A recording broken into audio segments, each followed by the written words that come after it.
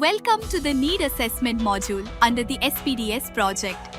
This module enables systematic assessment of requirements for differently abled person (DAP), ensuring appropriate services and support are identified and delivered efficiently.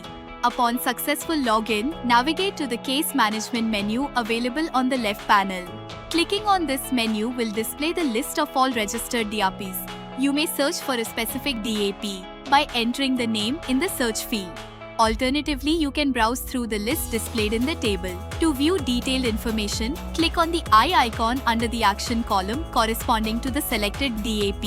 Within the DAP Details page, navigate to the Need Assessment tab. To begin the process, click on the Conduct Need Assessment button. A consent form will appear on the screen in both English and Tamil. The user must review and provide consent to proceed with the assessment. The need assessment is categorized into three types: rehabilitation, referral, and scheme.